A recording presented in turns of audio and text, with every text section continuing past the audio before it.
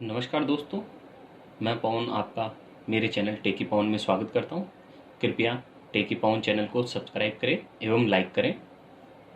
आइए आज के टॉपिक पर चलते हैं। आज का हमारा टॉपिक है मेथड्स ऑफ इकोनॉमीज इक्विलिब्रियम, बचत व निवेश दृष्टिकोण या अर्थव्यवस्था के संतुलन की विधि एस बराबर आई। अर्थव्यवस्था के संतुलन की मान्यताएं। नंबर 1 अल्पकालीन विश्लेषण है ये। नंबर 2 बंद अर्थव्यवस्था है। नंबर 3 पूर्णतया लोचदार समग्र पूर्ति वक्र है तथा टू सेक्टर इकोनॉमी हमने कल्पना में ली है। यहाँ कीन्स ने पूर्णतया लोचदार समग्र पूर्ति वक्र माना है। कीन्स ने एएस वक्र को पूर्णतया लोचदार माना है, अर्थात सामान्य कीमत स्तर में बिना कोई परिवर्तन हुए समग्र पूर्ति में समग्र मांग के अनुपात में वृद्धि होती रहती है। कीन्स के अनुसार अर्थव्यवस्था में अतिरिक्त उत्पादन क्षमता हमेशा विद्यमान रहती है, जिसके कारण बिना कीमत स्तर में वृद्धि हुए समग्र पूर्ति को बढ़ाया जा सकता है। यहाँ ध्यान देने वाली बात यह है दोस्तों कि जो आप एएस वक्र देखते हैं जो कि धनात्मक ढाल वाला होता है, मूल बिंदु से सीधा 45 डिग्री लाइन होता है वो, और इसमें अंतर है। ये जो समग्र पूर्ति वक्र कीन्स ने बताया है ये दो तत्वों में संबंध बताता है, समग्र पूर्ति और सामान्य कीमत स्तर में। ध्यान दें, समग्र पूर्ति और सामान्य कीमत स्तर में। जबकि जो आप आगे पढ़ेंगे 45 डिग्री लाइन वाला समग्र पूर्ति वक्र वो अलग है, क्योंकि वो किस में संबंध दर्शाता है, राष्ट्रीय आय और समग्र पूर्ति में। तो इस बात को ध्यान रखें। अब हम देखते हैं दूसरी विधि, बचत एवं निवेश दृष्टिकोण की विधि संतुलन की। इस विधि के अनुसार अर्थव्यवस्था में संतुलन तब होता है जब बचत बराबर निवेश हो। यहाँ तालिका में हमने वाई लिए हैं, आय 0, 20, 40, 60, 80, 100, 120, 20 का पहाड़ा लिया है दोस्तों और कुछ नहीं किया। फिर हमने एस बार स्वचालित बचत को माना है -20, सीमांत बचत प्रवृत्ति एमपीएस को माना है 0.5 और स्वचालित निवेश हमने लिया है 10। और उसके आधार पर फिर हमने कुल एस की रचना की है, डेल्टा एस की रचना की है और डेल्टा वाई की रचना की है। तो एस बराबर क्या होता है, -s बार प्लस स्मॉल एस वाई।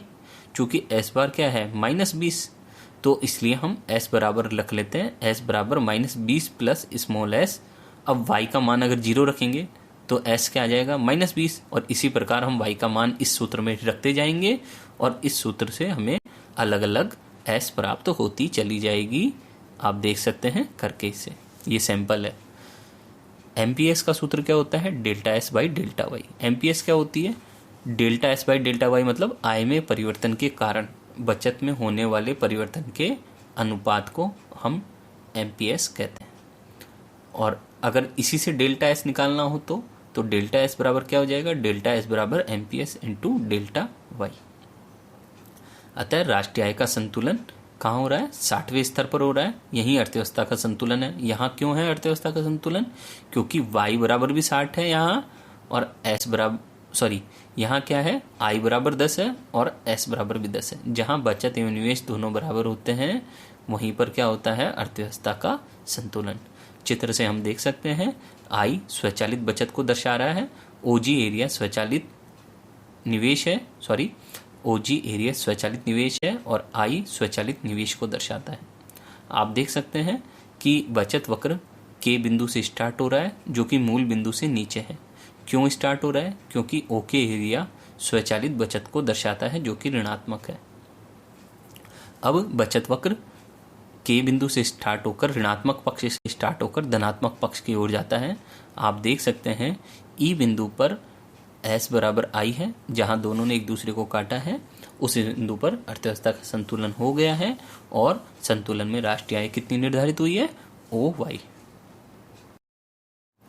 अब देखते हैं असंतुलन की स्थिति में क्या होता है।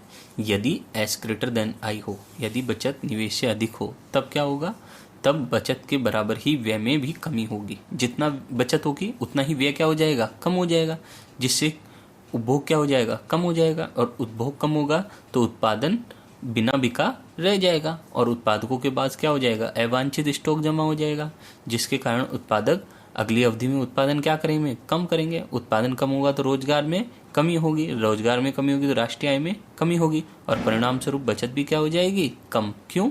क्योंकि बचत आय का ही तो धनात्मक फलन होती है, इसलिए आय कम होगी तो बचत भी कम हो जाएगी, और पुनः अर्थव्यवस्था का संतुलन बिंदु ई बिंदु पर हो जाएगा। फिर है, यदि एस लेस देन आई हो, बचत निवेश से कम हो, तो अर्थव्यवस्था में व्यय क्या होगा, उतना ही ज्यादा हो जाएगा, क्योंकि बचत जितनी कम होगी निवेश या व्यय उतना ही ज्यादा होता है। तो लेकिन समग्र मांग समग्र पूर्ति से अधिक होगी, जिसके कारण उत्पादक इस मांग को पूरा करने के लिए क्या करेंगे, उत्पादन को बढ़ाएंगे। उत्पादन बढ़ेगा तो रोजगार भी बढ़ेगा और आय भी बढ़ेगी, और आय बढ़ने से बचत भी बढ़ेगी, क्योंकि आय और बचत में धनात्मक संबंध होता है। और यह प्रक्रिया तब तक चलती रहेगी जब तक कि अर्थव्यवस्था का संतुलन पुनः ई बिंदु पर नहीं हो जाता, जहां एस बराबर आई है। Thank you.